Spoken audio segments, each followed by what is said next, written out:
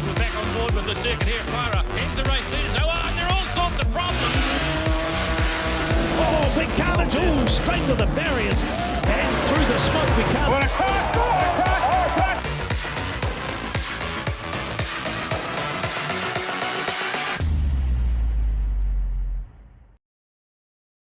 Hello and welcome to Retro Motorsport.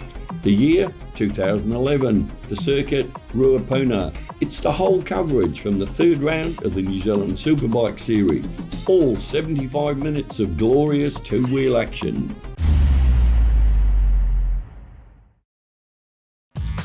Powerbuilt Tools International Raceway in Christchurch was the venue for the third South Island round of the Castrol Power 1 New Zealand 2011 Superbike Championships. After the tumultuous racing in Timaru and the drenching in Teretonga, the stage was set from some amazing racing here in Christchurch. The Australians were out in force, but it was the Kiwis that were on top in the points tables. Dennis Charlotte led on 70 points from fellow South Islander John Ross on 58. Invercargill's Jeremy Holmes had a fine performance on 45 and Taupo's Scott Moyer on 43. Fifth place was Glenn Scatchell on 36 points, and in sixth it was James Hugenbosen from Christchurch on 27. Best of the qualifiers was the Christchurch man John Ross with a 132.235 clocking. Dennis Charlotte, the points leader, was second with Scatchell and Auckland's Carl Morgan in fourth place. So John Ross, the fastest qualifier and probably the fittest rider in the 600s Super Sports. Yeah, yesterday was the fastest lap I've ever done around here. It was actually the fastest lap that's ever been done. We broke the lap record, so we're really happy with qualifying. Didn't take the whole session to do it, so once we got there we pulled in and just I was fairly confident that was going to be enough. Front row start, that's got to be the biggest advantage of all, but now you've got a target on your back because you're the number one qualifier. Yeah, it always is, but just you just got to get out there, see if we can get out front first lap and just put my head down and go as hard as I can and hopefully pull a little gap. Wellington's Glenn Scatchell had been unbeaten in the Suzuki Tri-Series, but it was a different story here in the National Championships. It's been a challenge this weekend, having to work hard, getting the bike set up and getting the tyres working, but I think we finally cracked it and it's all looking good. Is there anything in the talk that a lot of people say, oh yeah, the North Island guys go good at Manfield and Pukekohe and all that, but they can't handle the South Island tracks? I mean, yeah, there's truth behind that. You know, the John Ross and Dennis Charlotte both go really good round here. This is their home track, and you've got to expect that. You know, it's a bit like when we head up north. Manfield's my home track, and we're hoping to capitalise on that and go really well there. So yeah, it's give and take. And once we're up north again, we'll be in our own territory, and it should be good. A new class this year in the 600s, the Superstock, and leading that class, Taranaki's Midge Smart. When you were racing 125s back here, you sort of set the benchmark on the 125s. You and Jaden are now head and shoulders in the Superstock. Yeah, it's good that we're both from 125s because it's going to give these young guys a bit of go to jump up onto the 600s and stuff, and there's a lot of good talent coming through now as well. Auckland's Jaden Hassan had outgrown the 125, so he moved up to the 600 Superstock class here for the Nationals. Jaden, a standout in the 125s last season. You made the jump up to the 600 Superstock. Was it the right choice? Oh yeah, for sure. You know, I sort of outgrew the 125s. I'm nearly 6'4", so trying to fit onto a bike designed for someone 5'4" is a bit of a squeeze. But yeah, I'm loving the 600. Didn't have too many problems adjusting to it. At the end of the day, it's just a bike. It's got two wheels and a motor, so if you can ride one fast, you should be able to ride another one.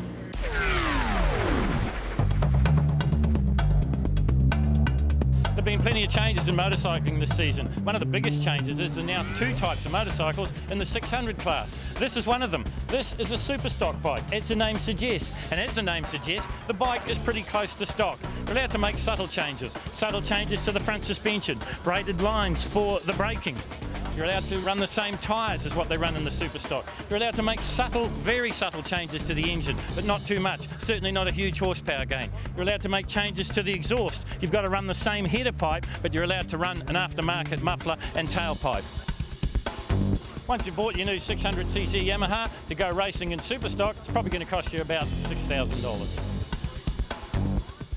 But if you want to go fast, you want to be at the sharp end of the field, you need one of these. This is a Super Sport. It's a hot-rodded version of the Superstock. What do you change to make it go quickly? Well, let's start at the back of the bike. You start with the rear suspension. You're allowed to change the whole shock absorber unit. This one runs in Olan's. You're allowed to run better brakes. You're allowed to run better compound in the brake pads. We move further along in the engine. You're allowed to change the cam timing. You're allowed to change the camshaft. You're allowed to change the engine management system. Once again, you're looking for more power. And as we go further up to the front of the bike, you're allowed to change the internals and the forks. Once again, you're allowed to run bigger and better brakes. To modify a super stock bike from a brand new road bike, $6,000. To modify this, the Super Sport machine, probably $26,000. Well, perhaps $26,000 well spent, and $6,000 well spent for Jaden Hassan as he goes to the grid as we get set to go with the first 600 race. Remember, 2 races within one, the Super Sport and the Super Stock.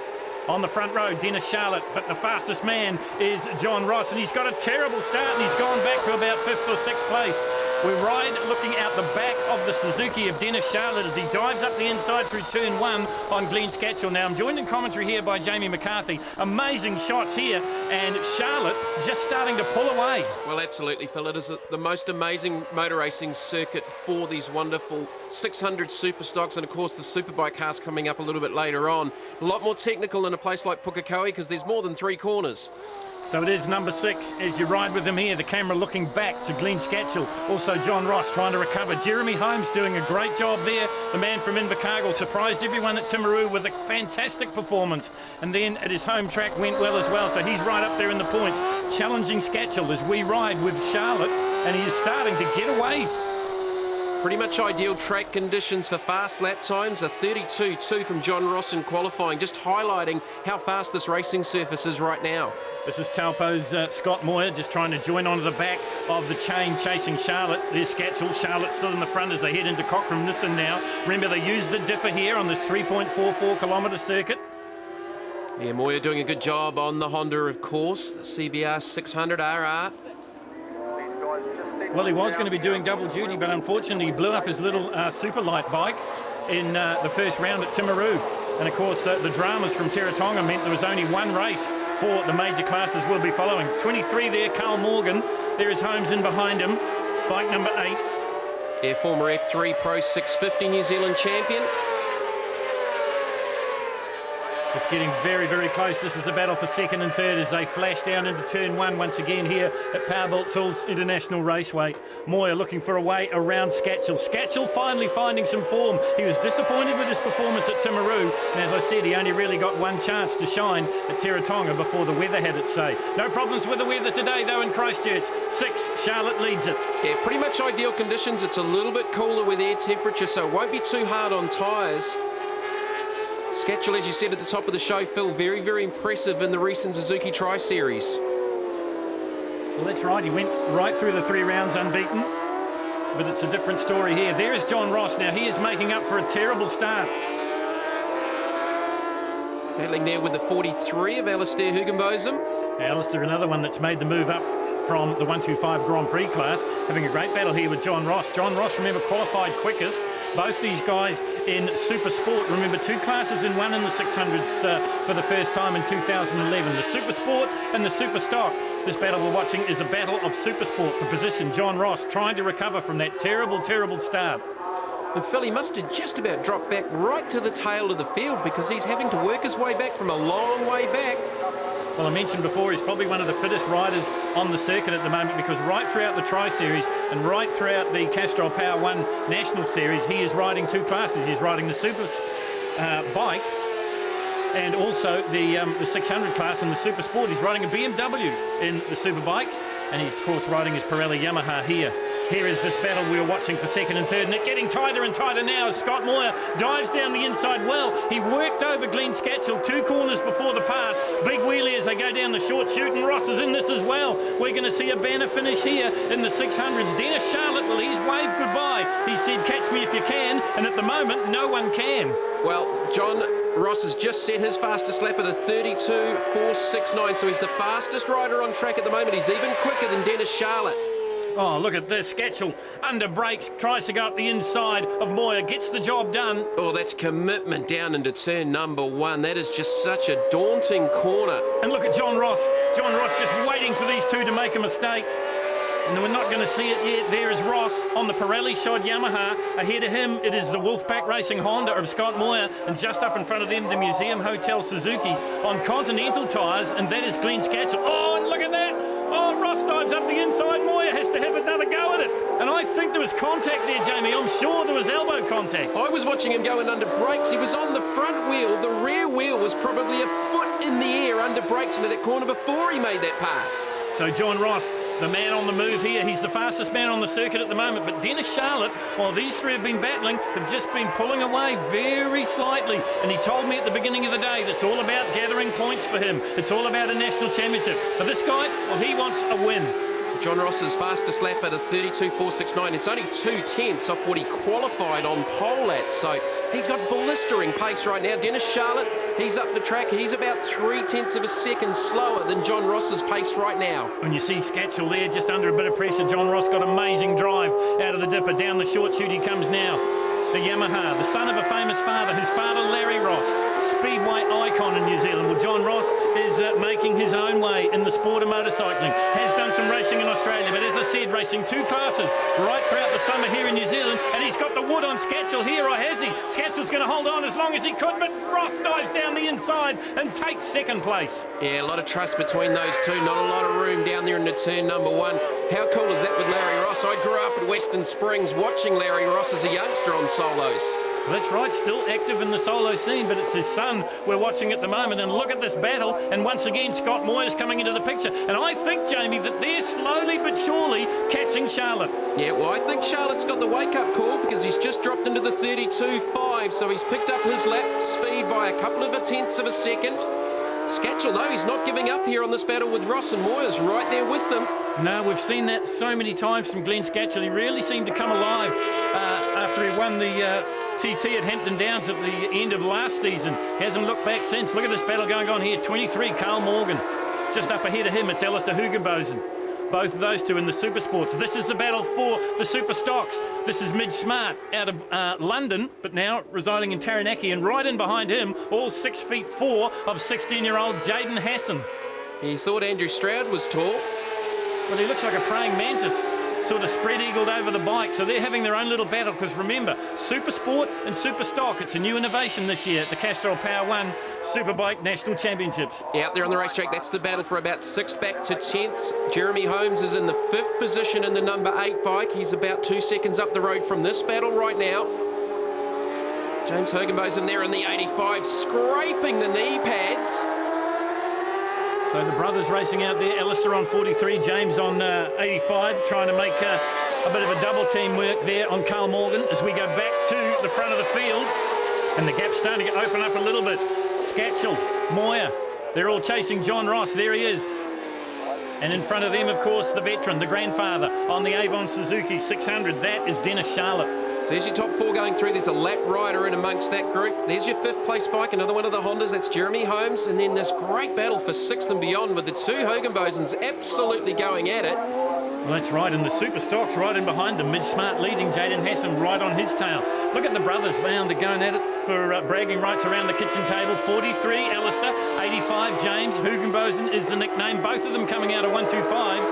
And before that, in the 150 Street Stocks, part of the development program here in Canterbury. Well, certainly the 125s have taught these 2 brothers great racecraft.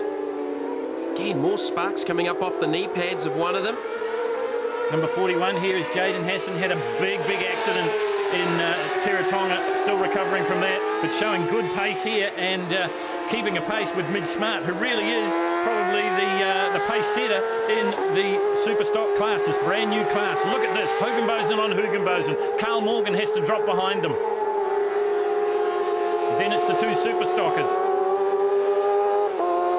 Both of the Hugenbosens on Suzukis, the GSXR 600s in Super Sport configuration. So they're the hot rod version of the Super Stocks. Down the long straight they come here at Powerbuilt Tools International Raceway, and there's absolutely nothing in it.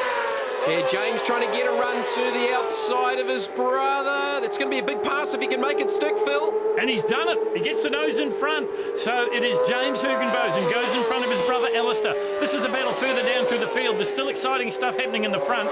Dennis Charlotte is cleared away. He's leading this race, but we concentrate on the Suzuki battle here, the family battle.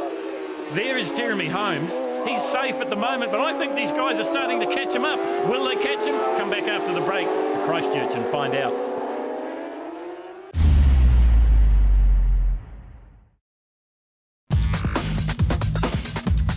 Welcome back to Powerbuilt Tools International Raceway. We are partway through this Avon City Suzuki 600 Super Sport and Super Stock race, and this is the battle for 3rd and 4th place. Glenn Scatchell on the 47, the Museum Hotel Suzuki. Right beside him, Scott Moore from Taupo on the Wolfpack Racing Honda. There's the gap for 1st and 2nd. Dennis Charlotte's just controlling that pace. I just wonder if John Ross has maybe used up his tyres, trying to get back to the front after that pretty ordinary start at the start of the race. Yeah, I think you make a good point, Jamie. He really had to work hard to get back to 2nd place. That's where he is at the moment. But we're riding on board here with Dennis Charlotte, and you can see the gap for yourself. Charlotte looks like he's got this under control. Yeah, that gap is about 4 seconds on the racetrack. Charlotte's just settled back into the 32.6s. He's just set his fastest lap. John Ross, he's also on pretty similar lap pace at the moment. Yeah, and I guess that sort of shows with our pictures here, because the gap about the same. This is terminal velocity on the Avon City Suzuki 600 of Dennis Charlotte as he flashes past the finish line. 1 lap to go now for the number 6, a past 600 champion here in New Zealand, raced in Australia, a grandfather, as I said, at the tender age of 43 years of age, and recently a new father again. So all good things happening for Dennis Charlotte. And good things happening on the racetrack for him as well. Yeah, well, the gap at the lows, we go back on board with Charlotte, was 4.2 seconds, so looks to have things under control. John Ross maybe, as we said, just use those tyres up, trying to get back to the front. Well, Charlotte leading it in the points in the 600s going into this round number 3 here in Christchurch, and this will be a good points haul. 25 points for 1st and so on down the scale. And this man is going to collect the maximum points. Still a battle behind. John Ross for 3rd, Glenn Scatchell and Scott Moore going at it. The Suzuki versus Honda battle. Well, one of the things we've known about John Ross is he seems to get better as the race goes on. He must time his effort perfectly. I think, as we said before, he's maybe in tyre trouble here, but look out for him in race 2. Up into Cochrane Nissan, we're riding on board here with Dennis Charlotte looking out the back. Pretty comfortable position for Charlotte. You can see no one there. In and out of the dipper they go.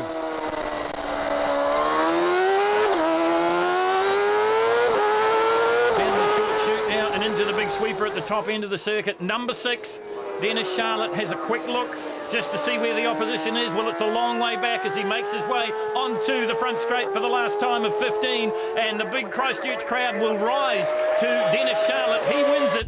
In 2nd place it will be another Christchurch man in the form of John Ross on the Yamaha, and in 3rd place it's Wellington's Glenn Scatchell. 4th place goes to Taupo's Scott Moore, and in 5th place it is Jeremy Holmes from Invercargill. Didn't go as I planned it though. I thought John Ross would be up there and I'd be chasing him down, but it was the other way around. So probably the hardest race I've had in a long time, you know, just trying to pace myself and conserve my energy but go fast at the same time so that he couldn't catch me. So I was watching my lap board and it was just plus 1.5 the whole way, so I was real wrapped with that. It's probably no consolation, but he said that's the hardest race he's had all season. Yeah, it doesn't make too much difference for me. I made a poor start. I think I was 7th into the first corner, so it was hard work from there on out. But you got it back, and you started taking time out of him, and he looked to get away with about 2 to go. Yeah, with about 2 to go, I knew I was going to have to go.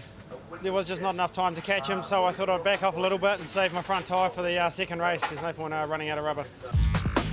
Well, we changed tack a little bit here now at round 3 of the Castrol Power 1 New Zealand Superbike Championships, and it's the Superbikes we concentrate on. And if you have a look at the board going in, you can see that Andrew Stroud is on top on 70 points. 2nd place, the Australian 3-time New Zealand champion Robbie Bugden on 52, and Sloane Frost on the BMW on 41. So on to the qualifying, and it is the 8-time champion Andrew Stroud on top of the standings with a 130.363. James Smith, the local lad, on the Triple R Suzuki, 130.974, and the Australian interloper Dan Stouffer on the Yamaha, 131.062. So this is the weapon of choice for Andrew Stroud, the Pirelli Suzuki.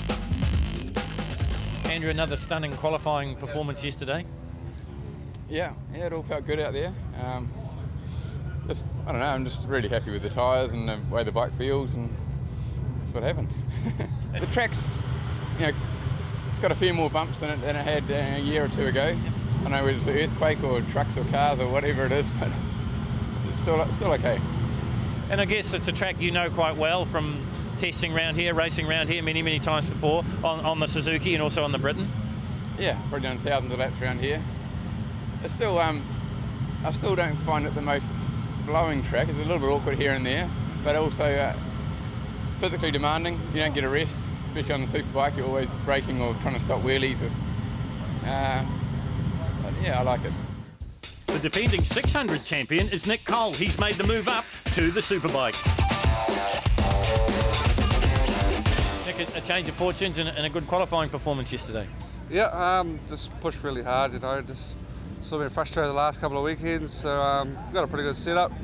I just went out there with a job to do and I sort of came out with a pretty good result, quite surprised, fourth of the grid. Just pushed everything, pushed the bike, pushed the tyres and everything hung on quite well.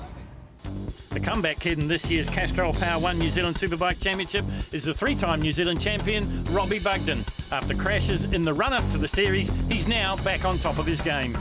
People watching this probably haven't seen you since that vicious crash at Wanganui. Tell us what you've been up to since then. The recovery's been phenomenal. Yeah, it's been a tough road back, to be honest. I think we were back on the bike, what was it, a month after breaking both tibia and fibula in my legs, so you know, it's been tough. Couple of rounds of surgery, countless hours at the physio. Did you think when you were in hospital that's it, kiss goodbye to the championship? No, I never really conceded that. I was, the whole time I thought, you know, we need to get back in 4 weeks, and plenty of people telling me I couldn't do it, but you know, it wasn't really until probably a week before the first round that you know, it was looking like a real possibility. But that was always my goal right from the second I woke up in hospital.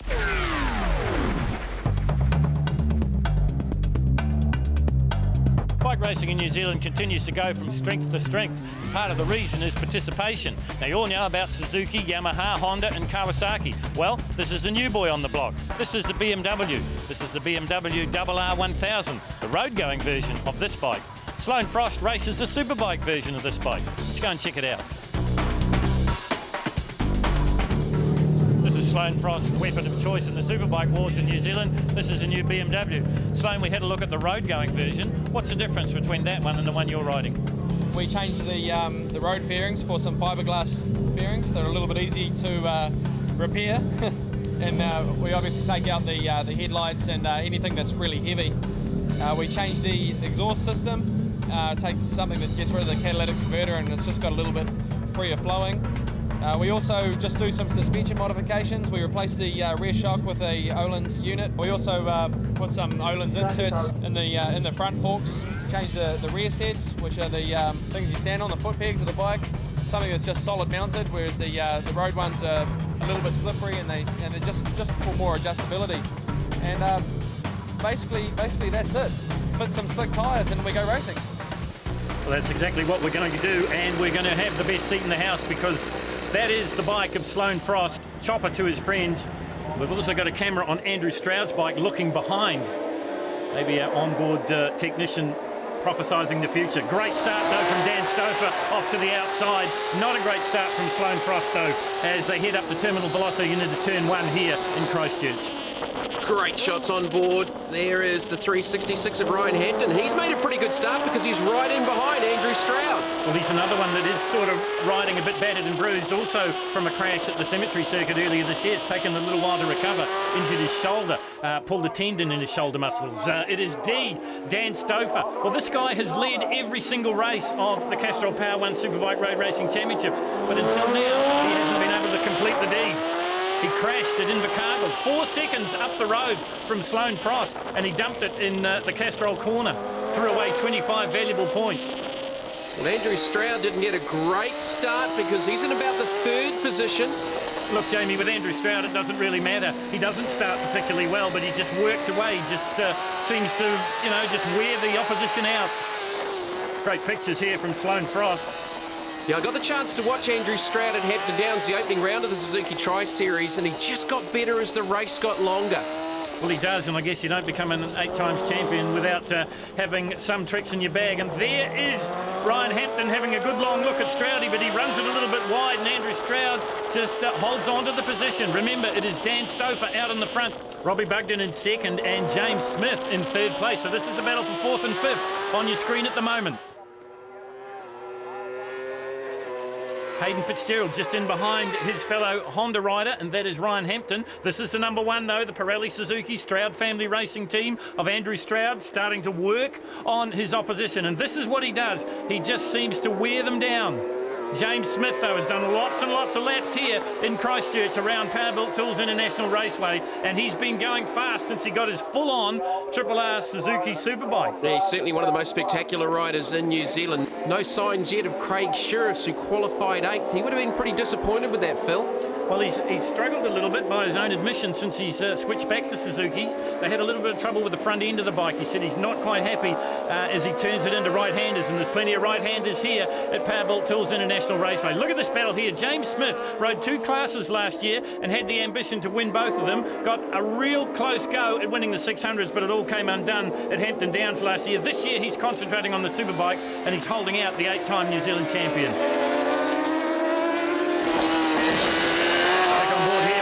Frost in the BMW, and what Frost's got, and he certainly used it to his advantage at Teretonga in the wet and the terrible weather conditions, is he's got traction control on the M1 Motorsport bike, and he's also got a quick shifter. He just punches a button by the clutch lever and the bike shifts automatically. You'll hear a totally different engine tone from the Suzukis and the Yamahas ahead of him.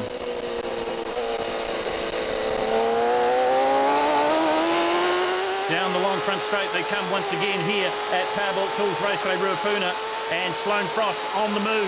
He got his first win at Teretonga, first win in the Superbike class, filled the team with confidence, and he's showing that confidence here. He also won first up at Hampton Downs at the Suzuki Tri-Series. I know the team were pretty happy with that. Brilliant pictures here, riding with the BMW. This is what's happening at the front of the field, though. Robbie Bugden had a big crash on Friday, got into a big high side and threw himself down the track. And not only is he recovering from a broken leg, broke his tib and fib in that crash in Wanganui, but now he has got a suspected broken collarbone as well. I think we should call him Iron Man, Jamie. Oh, certainly. That is just super tough. There is Craig Sheriffs in the bright yellow number 56. He's chasing down Sloane Frost. Another one that didn't get the very best of starts here at Powerbuilt Tools Raceway, but he's all over Chopper Frost at the moment. Frost on the BMW, Sheriff's on the Suzuki. Behind them is Ryan Hampton. Then the first glimpse of number 21, that's Nick Cole. And right in behind him, well, we talked about Robbie Bugden being an Iron Man. What about John Ross? He's riding 2 classes, 2 of the premier classes here at Christchurch today. Yeah, John Ross on the second of the BMWs. There's Hayden Fitzgerald in the number 61 Castrol Honda. Well, Hayden's really the sleeper in this championship. He's just been collecting points. He's been there or thereabouts. He hasn't had a win yet, but he's had some pretty good performances. And I know that they've been working on this Honda and just developing it and developing it. Ooh, a bit of a wiggle as he comes onto the front straight. The man that's raced in Europe, raced in the Ulster Grand Prix, Hayden Fitzgerald. Here is the battle for the Suzuki dominance. Stroud on Smith. Stroud goes past, right through turn 1. That is a big pass. That is a big, big pass. They say, Jamie, that you don't ever try to outbrake Andrew Stroud, and you've got to give James Smith A for effort. He tried it for a while, but it didn't come off. The place to watch Andrew Stroud is at the end of the back straight at Pukekohe from about 300 kilometres an hour, with the back of the bike chattering under brakes down into the hairpin. Well, speaking about the bike chattering under brakes, Craig Sheriffs makes the pass on Chopper, so he moves up one. Ahead of him, his ex-teammate, that is Hayden Fitzgerald. This is the battle further down through the field, remember. Dan Stouffer, the Australian, and the Bernard Racing Yamaha R1 still out in the front.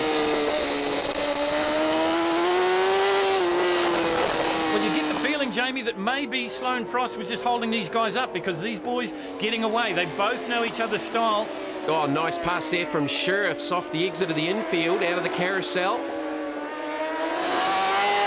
Back on board here with Sloane Frost. He's got the best seat in the house. Did I say they're getting away? Sloane Frost comes right back at Hayden Fitzgerald. Into the dipper they go. Suzuki, Honda, BMW. Once again, you might be able to hear that quick shift. Just a button on the handlebar by the clutch lever. That's how Sloane Frost shifts this BMW. The traction control monitored BMW. Plenty more action to come from Ruapuna. It's the Superbikes. Come back after the break.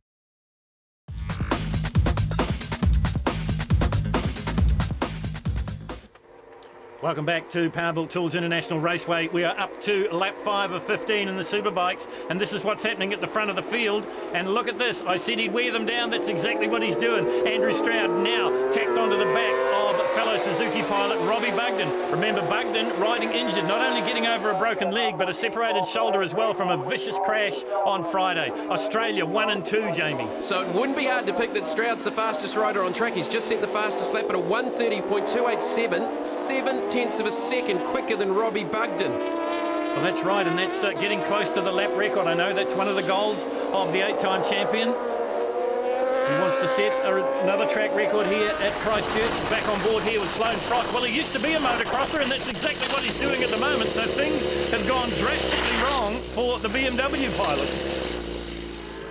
In fact, he's come to a halt, so a mechanical issue by the look of it for Sloane Frost as we go back to the front of the racing. And Dan Stouffer is coming back to these two quick time, Jamie.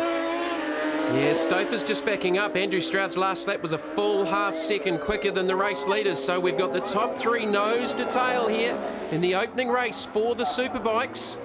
And look at Andrew Stroud. He is just so smooth. And as I said before, you outbrake him at your peril. See the sparks shooting off the knee sliders as they work their way through the big sweeper and down onto the front straight. Now, who's got the Wally? Is it the Yamaha, the Bernard Racing Yamaha, or is it the Triple R Racing Suzuki of Bugden? It's Bugden. Bugden pulls into the front as they head into this long loping turn 1 in Christchurch. Stouffer's right with him, and Stroud there as well. That's not a bad pass with basically one leg, one arm. Well, not bad at all.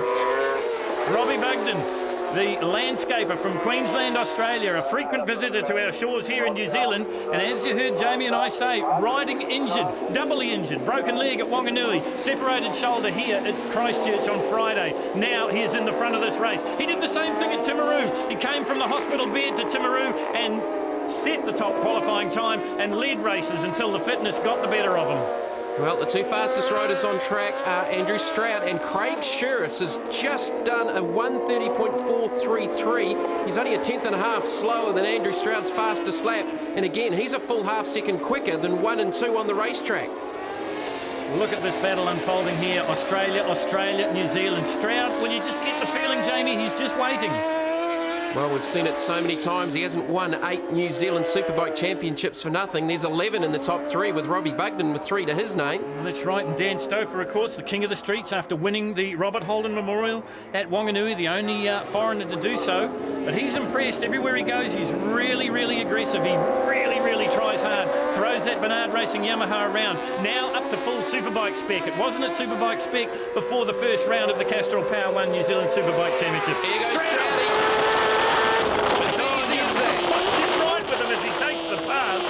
And Dan Stouffer, well, I don't think he saw it coming, Jamie, and I don't think there's anything he can do about it. Well, Andrew Stroud knows this place like the back of his hand. That's why he's one of New Zealand's best ever. Look, he said an amazing thing to me after Timaru. He had a very close race with the man that's chasing him now, Dan Stouffer, and he said he knew with about 3 or 4 laps to go, he could see the tyre degradation on the rear of Stouffer's bike, and he knew if he just sat there, it'd be all right. I said to him, weren't you concentrating 100% on racing? He said, yeah, but you always have something in reserve.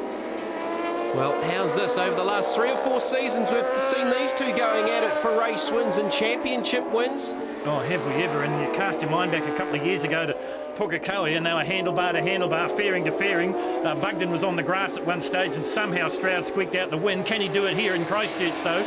Into the Jeff's delivery turn now and up into Cockramness and heading for the dipper once again. Is this where Stroud will make his move? Stouffer's got nothing. He's drifted off the pace of these two. Oh, Bugden with just a little check-up out of the infield.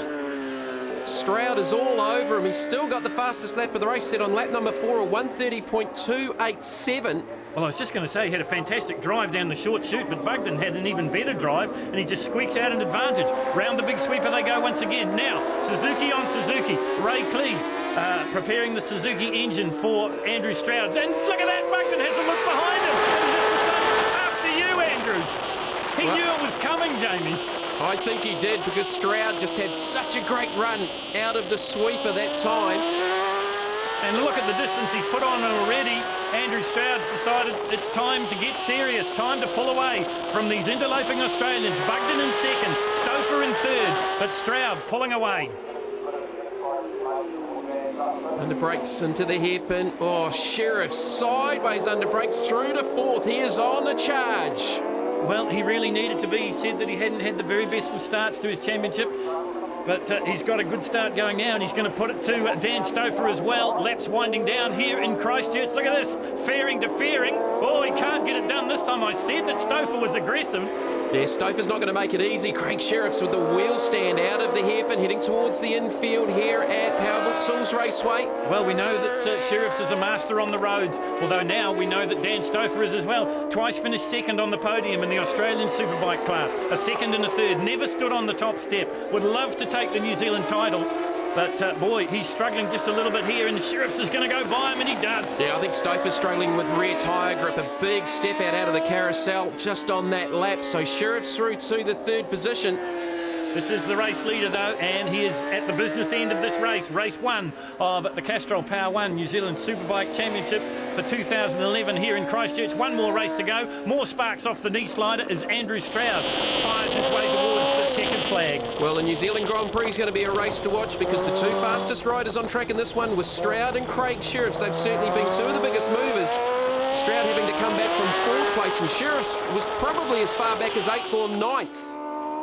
Just listen to those sounds as we ride on board there with Andrew Stroud, this 1000cc Suzuki singing. And let's face it, they're only mildly modified and they get up to around about 300 kilometres an hour. Big victory wheelie for Andrew Stroud as he crosses the finish line. He wins it in second place. It will be his nemesis in these championships. That is Robbie Bugden, also on a Suzuki. And in third place, a great recovery from Craig Sheriffs. Fourth place is Christchurch's James Smith. I was standing watching that race, and there's a guy beside me said, "Oh, that's it, Stouffer's got it." But I thought to myself, maybe he hasn't. Yeah, I was kind of keeping my eye on him, but he was pulling away quite fast at the beginning there. And I thought maybe he's kind of, jumped up a gear from practice and he's really going for it. And Robbie was, pulling away from me also. But I didn't want to panic and throw it away or anything like that. So I just found where I was comfortable in my own pace, and I was really, pushing it, but I waited till I was in the rhythm kind of thing, and then I was, put my head down and I worked my way through. It feels like a one bloody lotto at the moment. To come from where we were in the weekend, even this morning, to finish third in that race is, couldn't be happier. And it's fastest I've ever been around here, and it was under last year's, the old lap record, and I think we were one of the quickest laps of the race. So, yeah, the LG Suzuki was absolutely flying, and Dunlop tyres, they were just incredible the whole way through the race. It was just leaning over more and more, thinking, shit, these things have got to let go eventually. But had one moment on the first lap of the race, I just about crashed actually. I thought I was off it, but just need to give the rear tyre sort of a lap and a half instead of half a lap to come good. But other than that, it was a brilliant race. Dan, everything looked like it was going to plan. Whole shot, pull away, and then I looked away and you look back and you were third. Yeah, we had a good start to the race there. I don't really know what happened. About 4 or 5 laps into that, I started to really pump up in the arms, and it's usually from trying too hard. But just a new circuit for me. I think I was really trying to rip the track up in the first few laps, and I paid the price. I had arm pump from about lap 5. I really couldn't do much on the bike out there then. So it's disappointing because the Bernard R1's really handling well, and this kind of track kind of suits the Yamaha, and the tyres are hooking up well. The probably really work well around here too. As Stroudy was on the same tyres, so yeah, it's a bit disappointing, but I think it's just a matter of taking a step back to go a step forward, Since 1936, the New Zealand Grand Prix has been contested in the South Island. For years and years, it was at the Cuss Street Race, and then from 1963, it was here at Powerboat Tools International Raceway. In the 600 class, the racing has been absolutely ballistic. We go back to 2006, and it was the year of the Suzuki Sweep. 56, Craig Sheriffs, and number 1, yes, number 1 on the 600, that is Andrew Stroud. It wasn't a happy time for Blenheim's Neil Smith, who is still racing today. Craig Sheriffs took the win and the Grand Prix in 2006. In 2007, it was the start of the Australian invasion. Look for number C, Scott Charlton, and number S, Chris Seaton. But it was the locals coming out on top. 88, Sam Smith, and number 1, Craig Sheriffs, threw away any chance he had of a Grand Prix win. Auckland's Sam Smith passing Chris Seaton on the last corner of the last lap to take a very historic win and the New Zealand Grand Prix. In 2009, Brian Bernard kept the imports coming. Number G, Gareth Jones, a sensation on the 600cc Yamaha. Chasing him, the local from Christchurch, James Smith.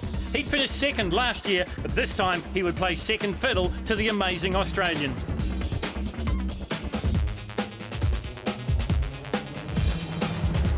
That pass gifting the win and the Grand Prix to New South Wales' Gareth Jones. 2010 and the weather gods weren't smiling, but one man was, and he was on a Kawasaki, and his name was Nick Cole. He'd lost 20 kg in the off-season, and it showed in his racing. James Smith had no answer, and Cole would go on and claim his first New Zealand Grand Prix title.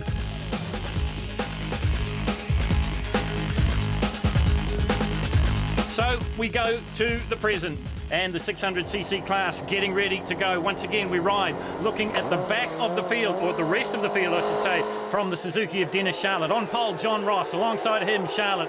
Then it looks like it's Glenn Scatchell, and Scatchell's got a good start, but so too is Dennis Charlotte. And I think, Jamie, it'll be Charlotte that will lead them into turn one. Remember, we're looking backwards at the rest of the field here. Yeah, John Ross again didn't get a very good start off the pole. He hasn't made the most of that pole position all weekend. Well, it's a little bit better than the first race because he's up into third place, but already Charlotte just starting to pull away. He's done many, many laps around this 3.44 kilometre circuit here at Powerbuilt Tools International Raceway, and it's beginning to show. Well, frenetic. Sideways, just backing it in. Frenetic opening laps. Moyer with a great start on the first of the Hondas. He's battling there with John Ross. Well, Scott Moyer, we talk about the aggressiveness of Dan Stouffer. Scott Moyer doesn't lack any aggression. He was a top 10 pro motocrosser a couple of seasons ago. Still very good on the dirt, but equally at home on the tarmac. He's sitting in third place. They're all chasing this man. Charlotte. Scatchell, Ross right on him now, so you get the feeling that that position may change very shortly. Moyer is there again. So too one of the Hugenbosen. Think it might be Alistair. Another good start from him. Sits up in about fifth place. Jeremy Holmes is the loser this time out. He's back behind another couple of Suzukis there. And in the super stocks, it's the Jaden Hassan, Mitch Smart battle once again. You see them further back through the field on the Yamaha R6 machines. So just that settling in phase in the early laps for the New Zealand Grand Prix Race 2 for the weekend for the 600 Super Sports and the Super Stocks. That's such a great shot out of that final corner. You can just see so much body language from these bikes as they work their way onto the main straight here at Powerbuilt Tools. And the other thing you can see, Jamie, is that the tyres on the edge of adhesion. Look at this. Scatchell holding on grimly. Ross decides to run it a little bit wide. Scott Moyer's there ready to pounce. They go back line astern. John Ross is not one to be trifled with. I told you before, he's fit and he's also aggressive and he doesn't like being passed. And he hasn't had a good start, and it's the second time we've seen him not have a good start. So I think he'll be a bit of a man on a mission here. He's got nothing to do. All he's got to do is put it back in the trailer safe and well after this race. Up the inside under brakes, but Moyer's going to go around the outside of both of them. The contact. We saw it before, didn't we? We saw it at the exact same spot in race number one. Scott Moyer and John Ross having a bit of a tape through the hairpin, and Moyer coming off second best and getting a foot off the foot peg as well. Well, this will spur the man on from Taupo. Make no mistake of this. That's ridiculous. That's like WWF on two wheels. Oh, these guys, they are on it. This is the New Zealand Grand Prix. Some say the second most prestigious title in New Zealand motorcycling. They've been competing for this event since 1936 in Christchurch, in Cust, in North Canterbury, to give it its proper location. But since 63, it's been here at Ruapuna. Well, what an exchange there between Ross and Moyer. Well, the loser out of that was Scatchell, wasn't it? And he's disappeared. Well, there's plenty more action to come here in the 600s, the Super Sports and the Super Stocks. Come back after the break and see who's going to win this prestigious race.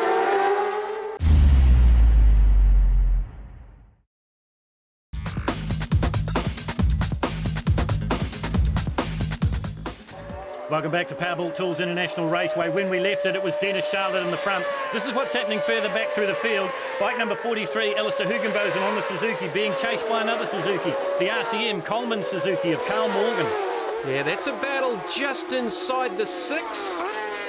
And I see Jeremy Holmes just tacking onto this little battle group as well. It hasn't been a happy time here at Christchurch for Jeremy Holmes. He set the fields alight at the first round in Timaru, and then he was good on his home track of Teratona as well. But here, just struggling to find the pace. And what pace it is. Look at this, fanned out as they head back into the hairpin. Morgan down the inside of Hugenbosen. Will he hold on to it? Holmes is there as well. Can he hold it in tight? Yes, he can. That should be the pass for 6 for Carl Morgan, trying to work his way forward. Dennis Charlotte still the leader of the race. Hugenbosen tries to come back at the number 23. Well, Carl Morgan, another one that got his start in the 150 street stocks, which is the introductory class, if you like, to motorcycling in New Zealand. Back to his best, I would say, after a couple of seasons in the wilderness. Sure, he won the first Pro Twins Championship, but he struggled a little bit to find the pace. He had a fantastic tri-series, and he's doing a good job here in the Nationals as well. Carl Morgan from Auckland holding out this bunch. This is what's happening further up the field. Scott Moir, I said he'd be riding angry, and he is, and he's in hot pursuit of John Ross. And they've dropped Glenn Scatchell just a little bit here. Yeah, but what they're both doing is they're reeling in Dennis Charlotte. They're about 1.5 to 2/10 of a second lap quicker than the race leader at the moment. Oh, did you see the way Ross just had a sneaky look as they came off the sweeper? He knows that Moyer's right there, and he knows that Moyer is aggressive. Just up ahead of them, it is Dennis Charlotte. The gap's starting to close visibly now. This will get the big crowd on their feet.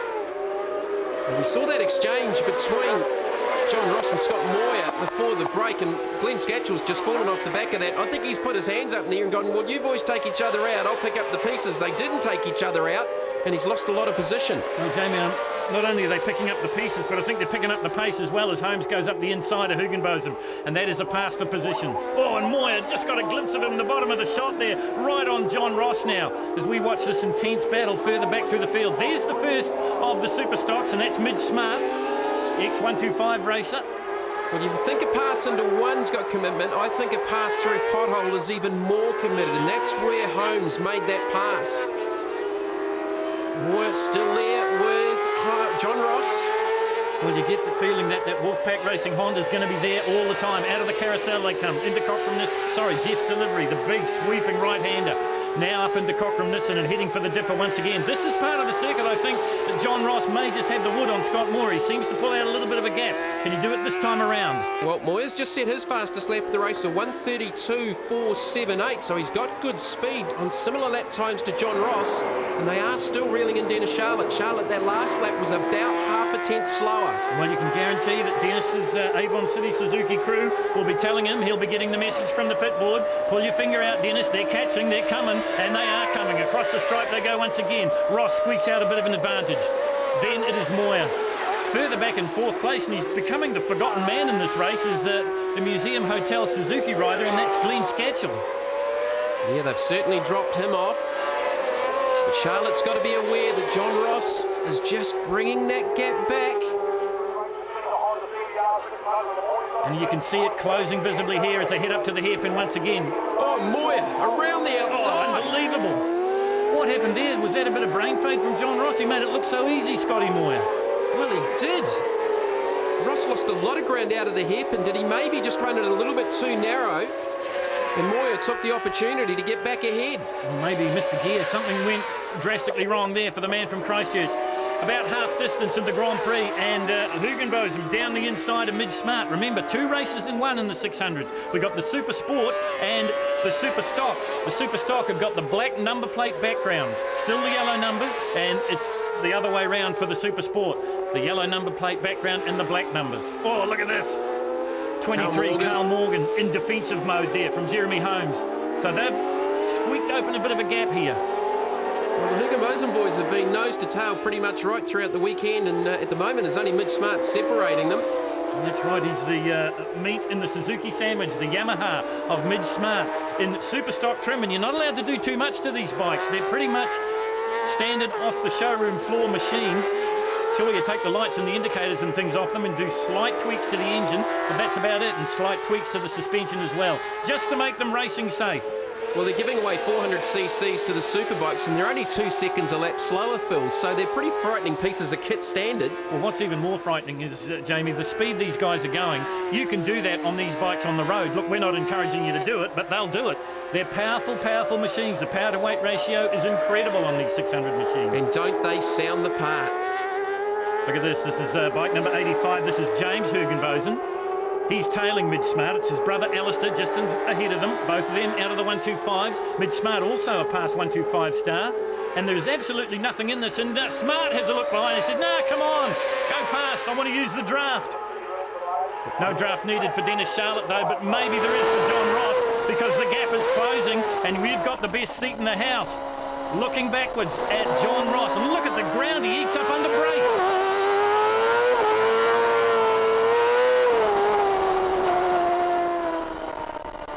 And just listen to that Suzuki roar as it just spins up the rear tyres.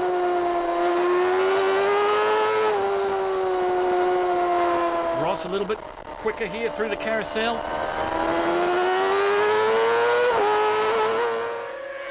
And look at this. Dennis Charlotte's got a race on his hands here. Yeah, well, John Ross has taken 0.2 of a second out of the race leader on the last lap, so he's definitely hunting down for the race lead. Well, he's getting closer with every beat of the engine, I think. John Ross from Christchurch on the Yamaha, the Pirelli shod Yamaha. Ahead of him, it is Dennis Charlotte, also Christchurch domiciled, on the Suzuki. Suzuki versus Yamaha. How many times have we seen this in 600 Supersport racing in New Zealand?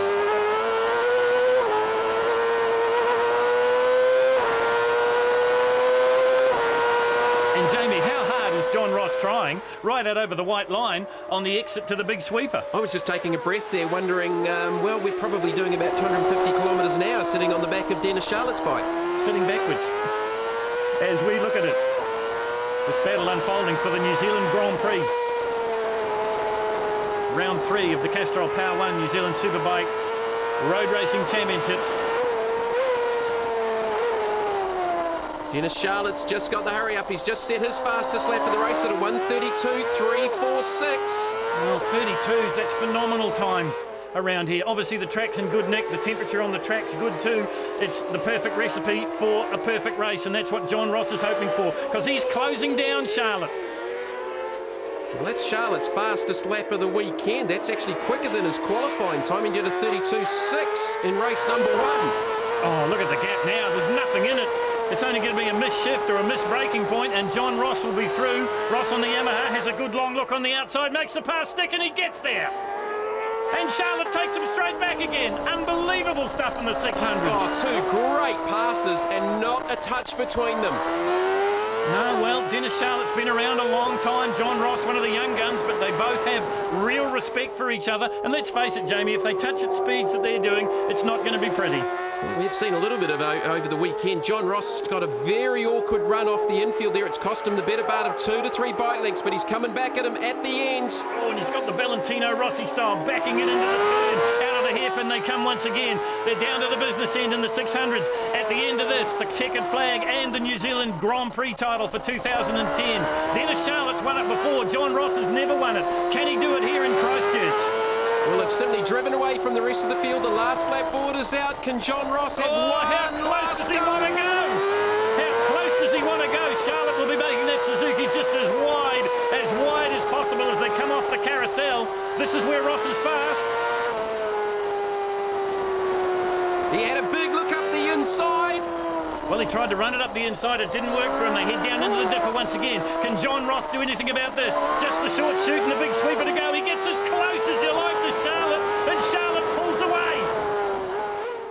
Oh, look at this. John Ross. The crowd are on their feet. Can he make it round the big sweeper? It's such a long, long way round the outside. I don't think he can do it. Charlotte's going to win the drag race. You're on board. Looking at the back of a frustrated John Ross, and Dennis Charlotte picks up another New Zealand Grand Prix. In second place, it is the Yamaha-mounted John Ross, and in third place, it is Taupo's Scott Moyer. Fourth place is Glenn Scatchell, and in fifth, it's Invercargill's Jeremy Holmes. Sixth, Carl Morgan, and in seventh, Alistair Hugenbosen. Dennis, it's not often you see people getting on their feet toward the end of that race, but everyone here at Canterbury did. That was fantastic. Oh, it's phenomenal, eh? 600 racing always produces good, tight racing. And, you know, I've been fighting hard with John all the time. And, you know, he's been getting the better of me, but I got the better of him today, which is awesome, eh? Just coming right at the right time. Really, really pleased. Explain the pass going up through Cochrane Nissan there. Oh, well, I wasn't. He came through on me, and I thought, well, I'm coming straight back at you. I'm not going to let you have it that easy. So just put it straight back under him, and yeah, just took back the lead. And then I thought, well, I need to put my head down and really push hard, and forced him into making a little mistake, which gave me a bit more of a gap. So, no, really good. It all went perfectly planned. It was great. That's the fastest 600cc race in history here. Must feel pretty good to set that, but maybe not so good to finish second. Yeah, finishing first is always the aim. Finishing second, we'll take it. We rode really hard. Dennis rode really good. you know, it's just, you can't be too unhappy when you hit a race like that. It's nice to take the lap record away. At least we are taking something away for the day. Tell us about the near high side coming out of the dipper.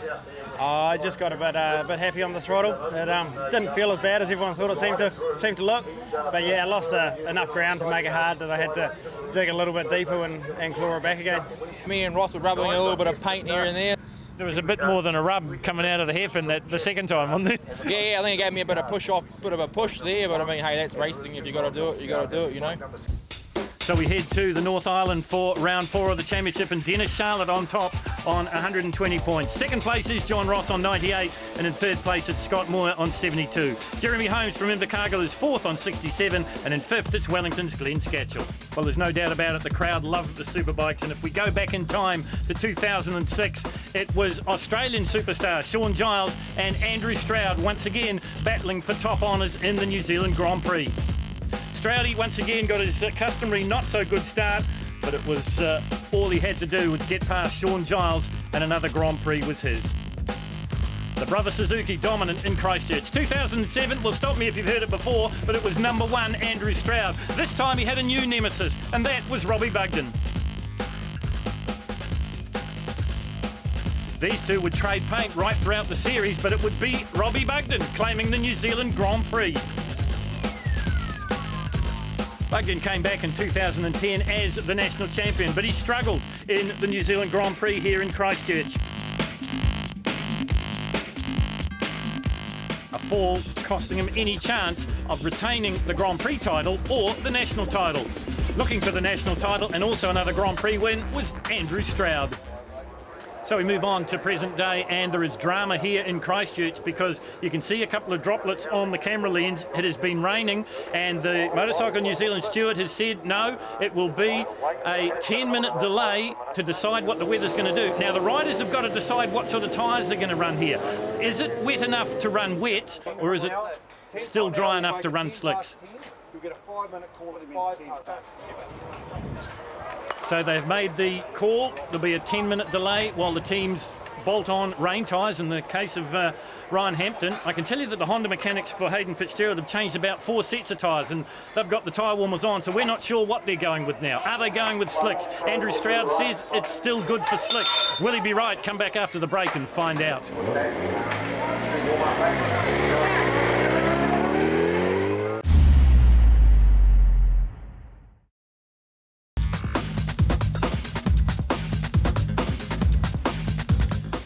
Well, the drama continues here at Powerbolt Tools International Raceway because the rain is pitter-pattering down. We can tell you our spies have been in the pits, and Robbie Bugden on bike number 2 is the only one of any real note that has gone out on wet tyres. Everyone else is on slicks. Dan Stouffer's on slicks.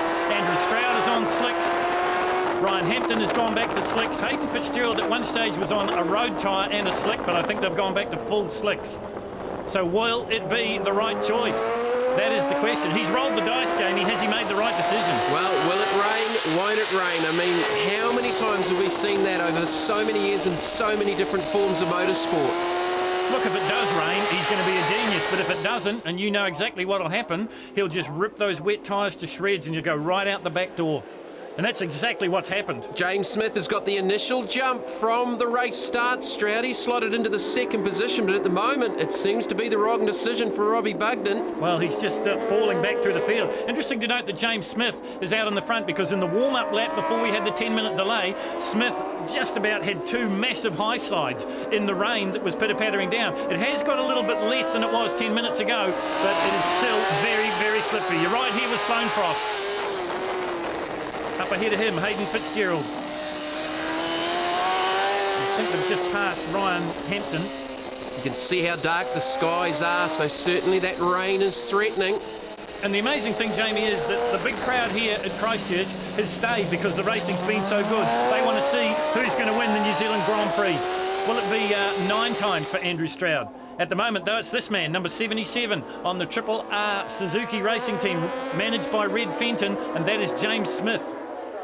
Stalked by Andrew Stroud. Look at this battle group for third and beyond. And Stauffer, Hayden Fitzgerald with a big run down the inside in the Castrol Honda. And he's made it stick. He's got the pass. Stouffer's in trouble here. They've struggled with the setup on this bike, the Menard Racing Yamaha team. I know that Kerry Dookie has been helping them with the suspension. The Dukesic Performance shock absorber on this bike essentially runs standard rear suspension and a kit in the forks, but they're just struggling for handling. James Smith isn't, but look who's behind him. It's his constant shadow. It's the man they call Mr. Patience. It's Andrew Stroud. Quick look over his shoulder. You know James Smith will know who's chasing him down. Well, he's done it to him before. Andrew Stroud, the shadow, lurking in second place. James Smith, though, has done plenty of laps around here, so he'll know what he needs to do, and he's probably done plenty of laps in the rain as well, Jamie, and that's got to be an advantage. Well, still the threat of rain. There's a little bit of light moisture just in the air. They're about 2 seconds off what they were doing in race number 1, so certainly the track condition has been compromised. Once again, you see the sparks flying off the knee slider of Andrew Stroud. And let's talk about not only the tyres, but the bike setup as well. I was in the Andrew Stroud pit just before they were preparing to go out in this race, and Robert Taylor, the man from Crown Kiwi Technical, softened up the suspension, both rear and front, on the Pirelli Suzuki. So they were expecting a slightly damp track. They've got a bit more than a slightly damp track at the moment, but still everything good. Smith leads it on the Suzuki. Stroud in second place. Well, 2 seconds a lap different from race number 1. It's a fairly significant difference. But the big issue here, Robbie Bugden doing 143s. The leaders are doing 132s. He's 11 seconds a lap slower than the leaders on those wet tyres. Well, unfortunately for Robbie, this could be his championship drifting away from him here. They gambled, and unfortunately, they've lost. But, as we said before, if it rains in the next few laps, the bloke will be a genius. Smith holding out Stroud. Hayden Fitzgerald in third. That looked like Stelfer still in the 4th spot. And was that Nick Cole shadowing him on the green Kawasaki? Well, Nick's a bit of a rain rider as well, so he'll be well aware. Although they weren't entirely happy with their setup earlier on today, but maybe they've made the required changes. You're on board here with Andrew Stroud, looking at the back now of his Suzuki. There it is. You can see the sparks off the knee pads on that rearward camera shot off the bike.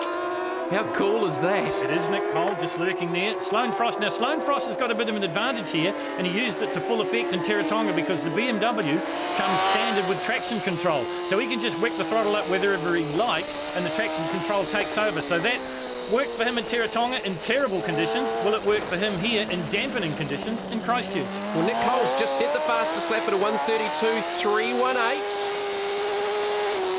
Well, I know that his engineer and his dad, Graham, they agonised over the choice of tyres and they didn't know what to do. It looks like they've made the right choice, but can't say enough about Hayden Fitzgerald.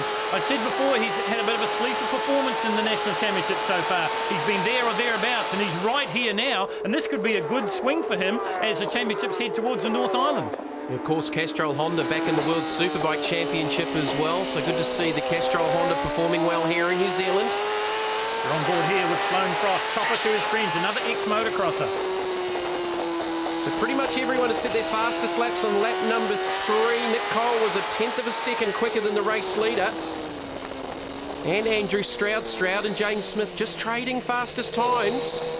But they're still 2 seconds a lap off what they were doing in race number 1. Into the Christchurch Casino Carousel they go now, and Hayden Fitzgerald having a good long look at James Smith. Smith just shuts the door on him. That's the action you can watch from the fairing of the BMW, the M1 Motorsport 1000 RRR BMW of Sloane Frost.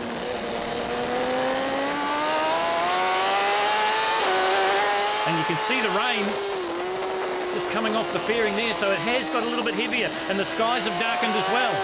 Is it too late for Bugden to make a charge? He's still circulating. Sure, he's at the back of the field, but he's still circulating. If the rains come down, he could come through this field. So there's Nick Cole working on Sloane Frost. That's 4th and 5th. Definitely a little bit of moisture just on the fairing of the Frost BMW. Into the big sweeper they come once again, just tentatively on the throttle. Except for Sloane Frost, he just pins it. The traction control working on the beamer. Down the front straight they come. Stroud pulling away. And look at this battle for second and third. Hayden Fitzgerald working his way on the RRR Suzuki Mack Trucks Suzuki 1000 of James Smith. Goes past him. Smith comes right back. Hayden runs it a little bit wide. But maybe that was just a look-see. Seeing that he could do it because he gets in the front again. So Hayden Fitzgerald riding the ride of his life here. He'd love the New Zealand Grand Prix title. Wheel standing out at turn number 1 through pothole on the run down to the hairpin. Look at Frost coming up the inside. Will he get James Smith? Yes, he will. So the BMW moves up a spot. Well, if it does start raining, we certainly won't lose Sloane Frost with his helmet colour. It's like a beacon out there in the mist. Nick Cole also working on Smith and passes him. So Nick Cole, big moment. Oh, I'd love to have a heart rate monitor on Nick Cole right now because I reckon it'd be over 200. And Smith does the same thing. There's a graphic example of just how slippery it still is here at Powerbuilt Tools Raceway in Christchurch. How big a recovery was that for Nick Cole? We know he's good in the wet. He won the New Zealand GP title on the 600 here last season. Well, that's as big as it gets without sticking your leathers on the tarmac. And look at Hayden Fitzgerald right on the back now of Andrew Stroud. Well, that has happened very quickly. You can't help thinking that maybe Stroudy could have a problem here. He's got a problem on his tail, and that's Hayden Fitzgerald from Taranaki. Well, the lap times are starting to slow up. The fastest lap time was set on lap 3 by Nick Cole. That's where you don't want to have a massive high side, and that's virtually what Hayden Fitzgerald did, and you can see immediately Stroud pulls out a gap. Well, that was, what, an 8 bike length gain just from that mistake from Hayden Fitzgerald at the final corner? It just shows how matched these bikes are and how matched in these conditions the riders are as well. Hayden Fitzgerald is riding out of his skin here. He's doing a fantastic job. Well, Robbie Bugden's making no progress forward. This is the battle for the race lead for the New Zealand Grand Prix title. Race 2 for the New Zealand Superbikes from Powerbuilt Tools Raceway. This is a great run from Hayden Fitzgerald. It really is, and who knew that he was so good in inclement conditions, but he is. He's got away from the battle going on behind him with Sloane Chopper Frost and James Smith. Now he's focused on one man, and that's the guy we ride with the camera looking out the back of the Suzuki, and that is Andrew Stroud. And look at the sparks. They're off the knee sliders. How low are they getting these machines, even in these damp conditions? You can hear Andrew Stroud. He's just rolling that throttle now, trying to feed, 200 plus horsepower down to the pavement. Tricky conditions. They're backed up into the mid-136s, 137, so they're 5 seconds off what they were doing in the opening laps. And look at how much of the track that Hayden Fitzgerald is using here, and just gingerly, as you mentioned it, Jamie, in and out of the throttle as they work their way into the dipper once again. Gets a little bit closer to Stroud. They just can't quite get close enough to make that pass. 61, Hayden Fitzgerald on the Castrol Honda, the new livery on the machine. Been loyal to the brand since he started racing superbikes. Another one that came up through the 600s. Son of a famous father and Terry Racing here today in Christchurch. There's the get back to third. Nick Cole now in third, shadowed by Sloane Frost. John Ross is on a bit of a move here too. He's coming into the equation up inside the top 6, back on board with Frost. This battle's been raging for a few laps now. Nick Cole, first year in the superbikes. Really only the first 6 months in the superbike. Took delivery of the machine in the winter. Race at the Manfield Winter Series. I said to him, have you got any setup data? And he said, only when it's really raining. Well, it's not really raining here in Christchurch, but it is enough just to shake up the order a bit. Frost up the inside. Can he make the pass stick? I think he can. He'll have the best run out of the hairpin. No, he doesn't. Oh, Nick Cole just shut the door. Well, shut it, slammed it, locked it, bolted it. Any way you want to describe it. And that slowed Sloane Frost. Did it? What he had to think about trying to get a gear off the corner. He just got caught by such surprise. There is John Ross. Another big moment, just about washing the front end, was John Frost right in behind him. Ryan Hampton, and Hampton does wash the front end. Hampton's down. The Honda rider is down. Well, the Hampton Honda rider has done this a few times in the New Zealand Summer of Motorcycle Racing. Thankfully, he's back on the bike and he'll get to complete this one, but he's lost any chance as we go back to the front of the field. Now, just listen to the way Andrew Stroud's just on and off the throttle. I think this is more than just the traction conditions here. Maybe he's got a mechanical issue on the Pirelli Suzuki. Well, we'll have to wait and see, but... Because look at Fitzgerald closing up the gap now as they head round the big sweeper once again. Stroud in the front on the Suzuki. Fitzgerald tucked right up under the paint. We go back to this enthralling battle between the Kawasaki and the BMW. Also coming onto the long front straight here in Christchurch. You can see the water still streaming down the fairing. If anything, it's actually probably a little bit wetter down towards turn number 1. The back part of the circuit looks to be a little bit drier as Sloane Frost goes down the inside of Cole. Last time he did that, we saw Cole come straight across the front wheel of the BMW. Well, he holds it in tight as they head towards potholes, so I'd say he's made the pass. Maybe Nick Cole has decided that discretion is a better part of valour. We go back to the front of the field, heading up to the hairpin once again. The Gap about 3/4 of a second back to Fitzgerald from race leader Andrew Stroud. There's Frost. And look at this, James Smith is right back in this as well. Yeah, well, he sort of went backwards a little bit. I think he probably had a moment. He had a couple of moments earlier on we didn't catch on the camera, but he scared himself. And Craig Sheriffs is coming into the pits, another one that has had a wretched time here in Christchurch. Had a good race in race 1 for the Superbikes, but this one isn't one to write home about. This is, though, Nick Cole coming into his own here on the Kawasaki. So this battle further back through the field. Remember, it's Andrew Stroud and Hayden Fitzgerald fighting over the gold and the silver, if you like. And look at the fight going on here. This is for 3rd, 4th, 5th and 6th. John Ross in 6th now. That's a fantastic ride from the 2nd of the BMWs. Joining Craig Sheriffs in the pits, Australian Dan Stauffer. He was out on lap number 5, so certainly 2 of the favourites out of the reckoning here for the New Zealand Grand Prix. But this is the battle to watch, and there's probably an equally as good a one out in front, with Hayden Fitzgerald just shadowing Andrew Stroud for the race lead. This is James Smith. Right in front of him, it is Nick Cole, just having a quick look up the racetrack to see who his next victim is. Well, Sloane Frost looks like he's gotten away from this group. This is a very disconsolate, I would think, Robbie Bugden on the Red Fenton engineered Triple R Suzuki. He's well off the pace. He made the wrong choice. He went out on full wets. This guy went out on slicks. He's leading the race. Who do you think made the right decision? Well, Robbie Bugden's fastest lap, a 1:43.0. Andrew Stroud's fastest lap, a 1:32.4. 11 seconds the difference as the last lap board comes out for Andrew Stroud. Well, he's going to get tangled up in some lap traffic here. Is that going to be the break that Hayden Fitzgerald is looking for? It's number 8, and that's Hudson. Yeah, Fitzgerald doesn't look to be close enough now. Stroud's just got away in that last lap or so. Well, he collects titles like you collect collectible teacups, does Andrew Stroud. He's got 8 Superbike titles. I think he's got 8 New Zealand Grand Prix, or this may be the 8th, if he can hold on to win it through the hairpin for the last time. He has a look behind. Now, that's uncharacteristic of Andrew Stroud. Is he looking behind because he thinks he might have a problem, or is he looking behind to see that he's got the gap that he needs on Hayden Fitzgerald? Well, Phil, you talk about 8 titles. With the recent arrival, he's also got 8 kids. God forbid if he wins title number 9 this season. Well, that's right. He told me in the break between races today here in Christchurch, he said he'd like to be known as the Stroud Racing Family Cooperative. So there they are on the Pirelli Suzuki. 8 of them watching all this. Karen, his wife here as well, and the nanny, the whole team.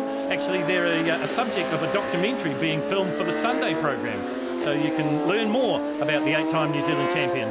Here he is on his way. One of New Zealand's best. Out of the dipper, more lap traffic up ahead. Another look over his shoulder though, Phil. Well, now that's something you don't see. Normally that would be meat and drink to Andrew Stroud. I think he's got a bit of a problem here because he's not going to go past the guy in front of him. Hayden Hayden Fitzgerald is closing up the gap here as the laps run down. Checkered flag comes out. Stroud's coasting. He's got a problem. I wonder if they're in fuel problem because this race seemed to go on forever and Hayden Fitzgerald has nearly picked his pocket on the line. So it is another New Zealand Grand Prix title to Andrew Stroud. In 2nd place it will be Hayden Fitzgerald, probably the performance of his national series so far. In 3rd place it was Nick Cole, and in 4th it was Sloane Frost on the BMW. It was really tricky. It was one of the trickiest races I've done for a very long time. It was just got every lap changed with the amount of rain, and it was very greasy. There's some shiny spots which I just tuck the front under and I'd lose it both ends and then gather it back again. And in the last lap it ran out of gas coming out of the dipper, and I was just half throttle trying to nurse it home, and I saw Hayden came right on me, so it's all right. Fairly slippery in quite a few places. It wasn't too bad to start, so I thought I'd try and gun it to start with, and then it started drizzling and you feel a few twitches, so pays to back off a little bit, and then towards the end I noticed the guys behind us were starting to reel us in, so just maintained a steady pace and tried to just see what Stroudy was doing, used him as a guide. I do, those sort of conditions I tend to go pretty well in. I was hoping it would really rain, but hey, I'm happy with that. The third of the GP, I'm absolutely wrapped. So we look at the points as we head towards the North Island and the Castrol Power 1 Championships, and Andrew Stroud has extended that lead he brought into Christchurch. He now has 120 points. Robbie Bugden on 77, and Hayden Fitzgerald moves up to 3rd on 57, equal with James Smith.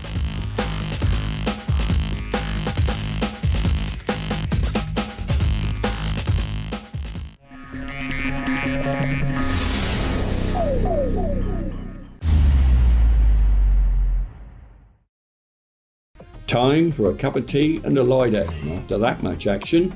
But before we go, How about a short blast around Manfield in 2007 with the Mazda Pro 7s?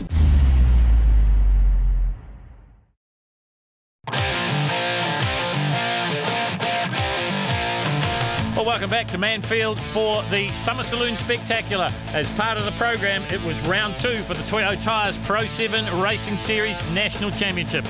2 classes in one, the Pro 7 Pluses and the Pro 7s. A split grid start and some exciting racing. The man to beat in the Pro 7 Pluses is car number 1, the defending champion, and that is Andy Duffin.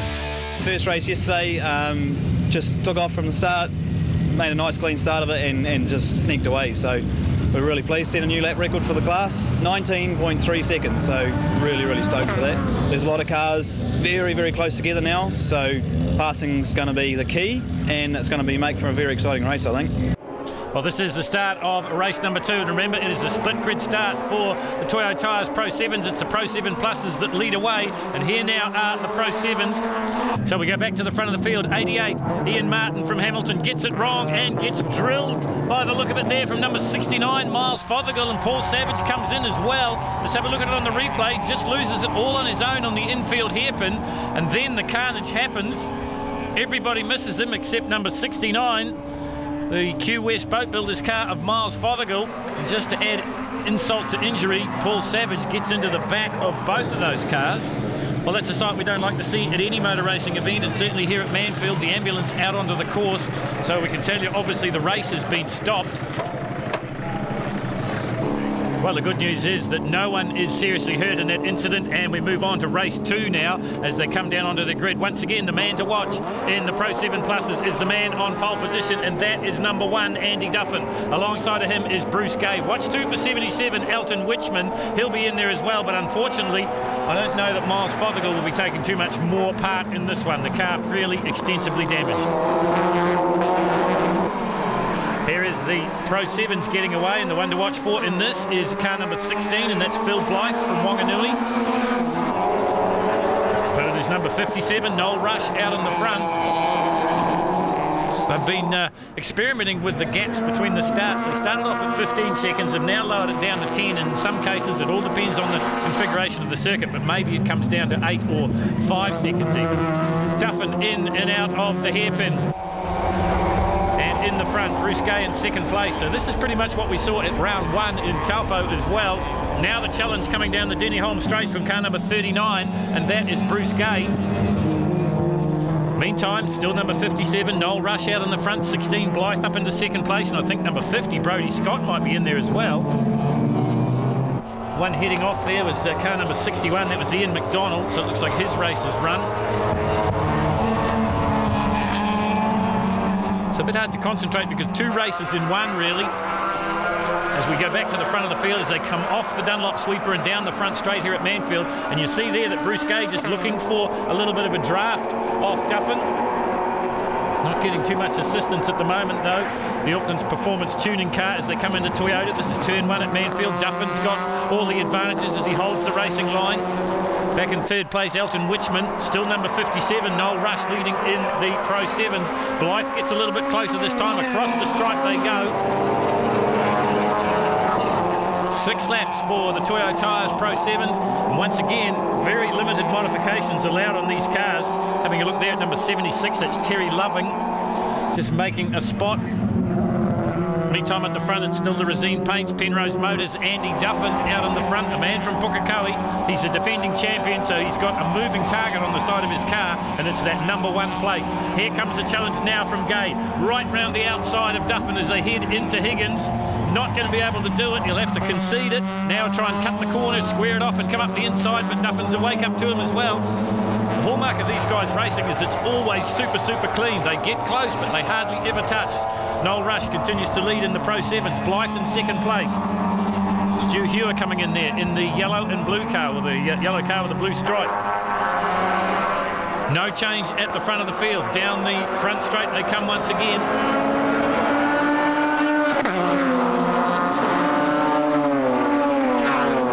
Pro 7 Plus field coming through, and then you'll get that little bit of a gap, and then you'll have Noel Rush leading the Pro 7s. Well, Gay is trying every trick in the book, and he just can't find a way around Andy Duffin, and it looks like we've got a leader change at the front of the field here.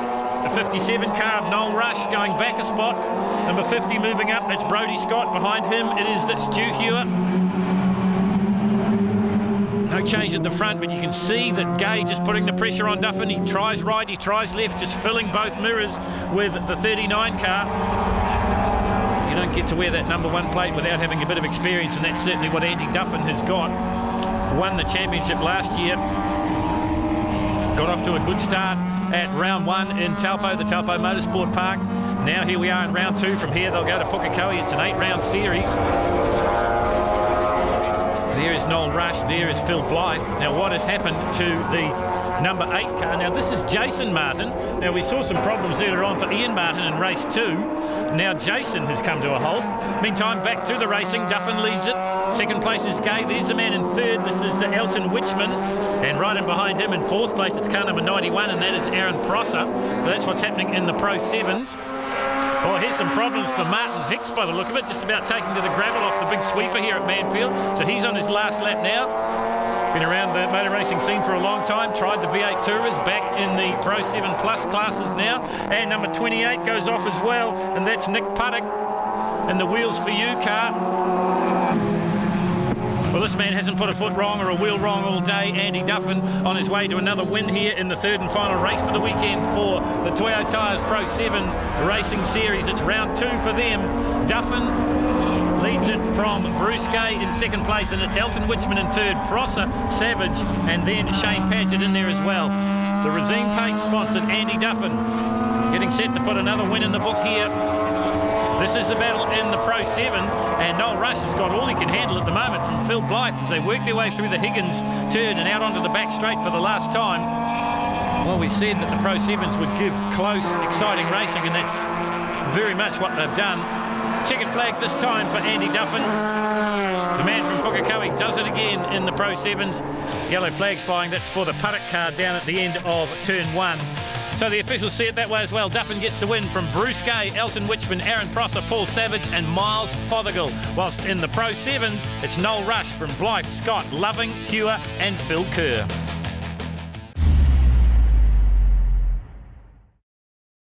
That's it for this week. Remember, don't forget to catch up on back episodes of Retro Motorsport on our YouTube channel. Just type in Sky CH83 and you'll find us. See you next week for more Retro Motorsport.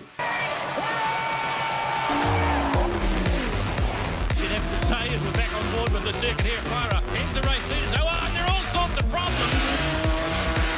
Oh, big carnage. Oh, straight to the barriers. And